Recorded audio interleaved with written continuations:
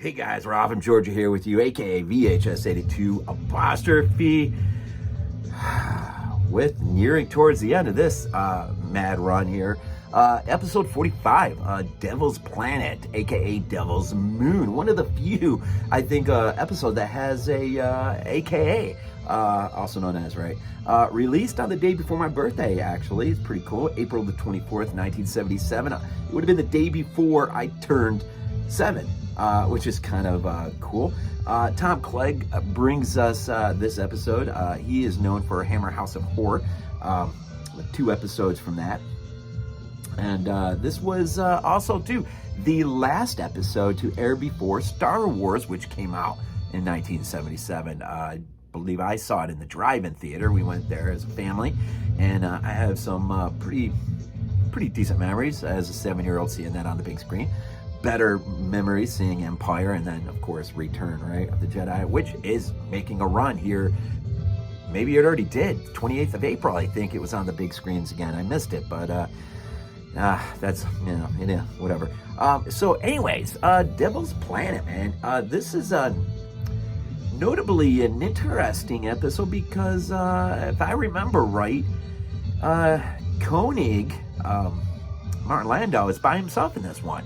No supporting cast from the regular episodes. He has a completely new supporting cast just for this episode. And so really this one hinges or rests upon his shoulders. Now the reason is, of course, other episodes are being filmed simultaneously, and so we kind of get this jumble of characters. Sometimes they'll be on one, maybe they won't be on one. Of course, we didn't really ever see that happen on year 1, but year 2 it does happen. But I'll say normally I would, probably really not like that kind of thing. But in this particular episode, it was interesting to see Koenig interrelate with other cast members that, that we're not used to seeing. And it kind of opens up a different or a more fuller world of the inhabitants of Moonbase Alpha, which is kind of interesting.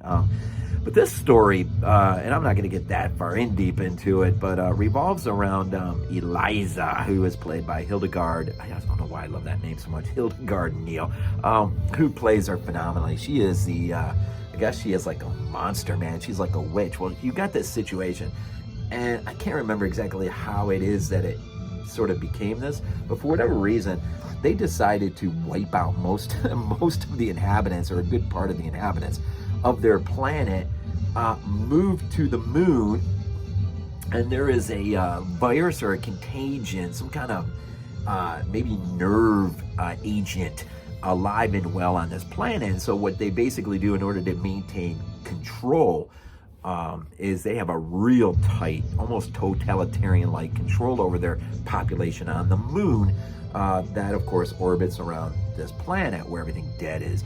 Koenig and his co-pilot there, they're out there, checking out habitable places, and they decide this is the next one they're checking out.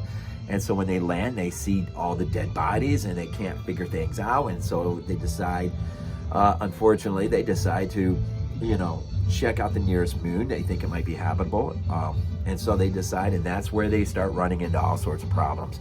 The Eagle crashes down on the moon. The Eagles are wrecked. They get captured. And then when other members from Moonbase Alpha show up to recover them, they're told by Elizia that they died on impact. And so they plan on keeping Koenig in his co-pilot forever.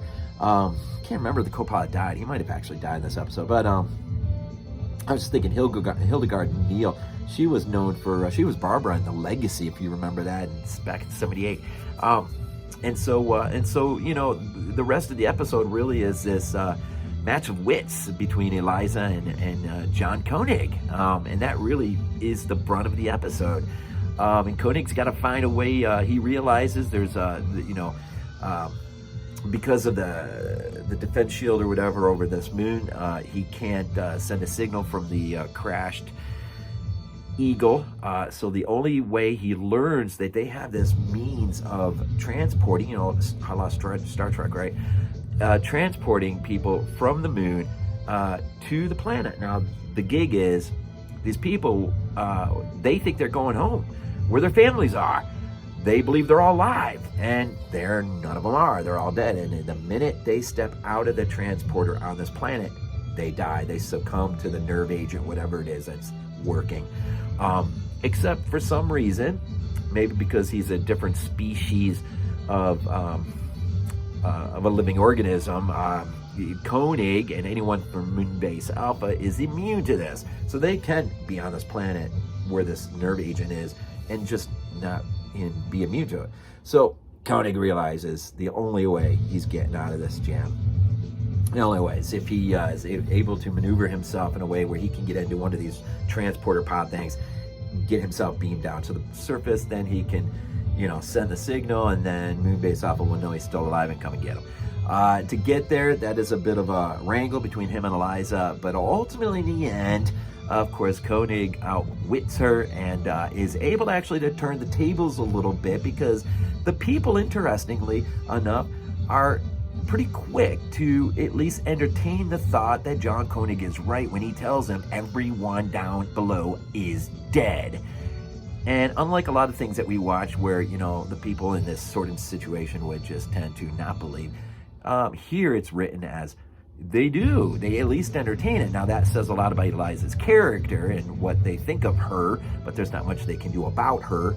But the numbers are with them, and so by at the end, as you're heading towards your conclusion, they're able to convince wonderfully Eliza is going to have to get in the transporter, and she knows what waits for her. There is an earlier episode, it was year one, that had a great moment like this for the guy who really ultimately deserved a just end, and Eliza ultimately will get hers. And then and then this has one of those abrupt endings, where you don't even get back to Moonbase Alpha. There's no reconnect with Helena or anyone.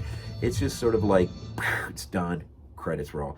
And it's, this happens a few times in year two, and it's sort of an abrupt, awkward sort of boom, done. And you're like, well, wait a minute, where's, and so, but like I said, no one from the regular cast is in this.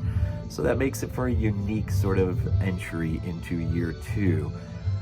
So yeah, anyways, supporting cast though was great. I thought Hildegard was awesome as Eliza, and Tom Clegg I thought was a worthy entry of his. I enjoyed it. Even though I wonder, it's too bad we didn't get, reactions from like Helena or others, Tony, as to the sense that, or the idea that Koenig has been lost, he's dead. And so we're deprived of those reactions, and that's kind of unfortunate and too bad. But ultimately, in the end, it's a fun episode. It's a fun episode. So next one, man, as we head towards the very end at 46, will be Seance Spectre, I think it's called. Seance Spectre. It's got me jumping discs now a little bit, but this is the order that I'm going with Muir's order. So he's got us rolling into the Seance Spectre, written by Donald James, directed by Peter Medic. And so you go. Always be on the lookout for the beautiful Shout release of this, Shout Factor. And of course, Muir's book, Exploring Space 1999, is pretty cool.